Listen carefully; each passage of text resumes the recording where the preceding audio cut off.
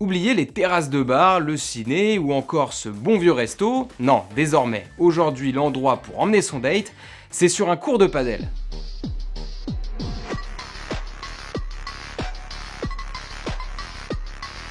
Avouez-le que celle-là, on l'avait pas vu venir. Est-ce qu'il faut encore expliquer ce que c'est le padel?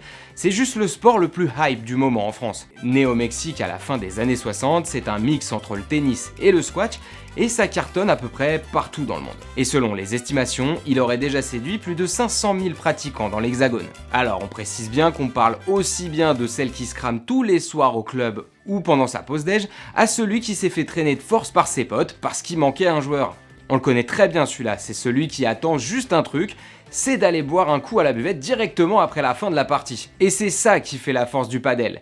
C'est ce côté ludique, accessible à tous comparé aux autres sports de raquettes, et convivial surtout, parce que ça permet de réunir sa meilleure bande de copains pour se faire suer. Ah oui, parce que j'ai oublié de le préciser, le padel, ça se pratique automatiquement à 4. Vous me voyez venir? Bah oui, c'est pratique pour faciliter les rencontres. Parce que le padel, désormais, c'est aussi devenu un temple de la drague. C'est une activité originale où emmener son rencard.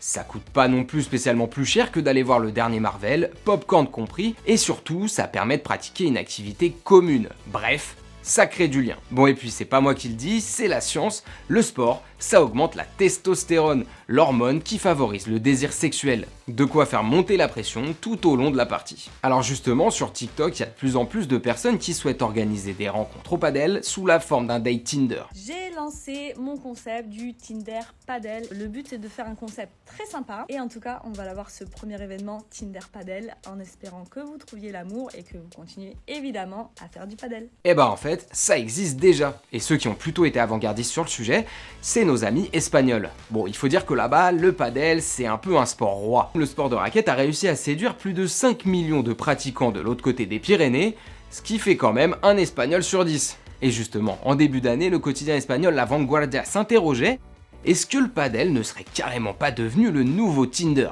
Il faut dire qu'avec l'engouement que connaît la discipline dans le pays, ça a donné des idées à des petits malins. Et pourquoi pas mêler match et match? Dans ce club de Madrid, par exemple, on organise des rencontres 100% célibataires pour favoriser les rencontres. Et ça match sévère selon le patron du padel Tim Gourmet. De nombreux couples se seraient déjà formés dans son club grâce à ces soirées exclusivement réservées aux célibataires en quête du grand amour.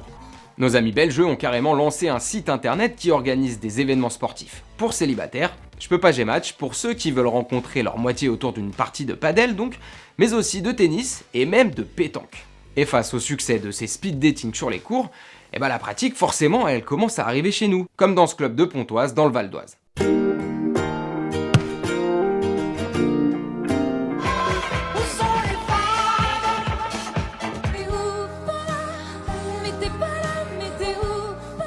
Vous l'avez compris, il y a un vrai phénomène de société qui s'installe, l'envie de mêler rencontres sportives et rencontres amoureuses. Plus généralement, il y a une vraie demande de la part des célibataires de vouloir faire leur premier date dans un endroit beaucoup plus original que le traditionnel bar du coin. Et bien ça a fait cogiter un entrepreneur français. Est-ce que vous connaissez AdClub?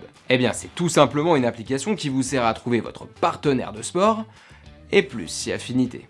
Ok les gars, j'ai découvert une appli pour rencontrer des gens pour faire du sport, un peu comme sur Tinder mais pour le sport. Et on va pouvoir débuter la partie, on se check et les échanges commencent. Et franchement c'était très sympa, super ambiance, on a bien rigolé. Évidemment après la partie on va boire un petit verre, super sympa, on refera ça avec grand plaisir. Et les pratiquants de padel, il y en a beaucoup sur cette plateforme. Son créateur, Eloi Castared, a repris tous les codes des applis de rencontre. Photos, j'aime, j'aime pas, biographie. C'est simple.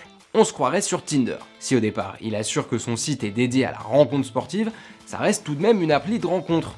Libre à chacun de faire ce qu'il veut. C'est quoi déjà l'expression? Ah oui, après l'effort, le réconfort. C'est un peu le même principe désormais sur Strava.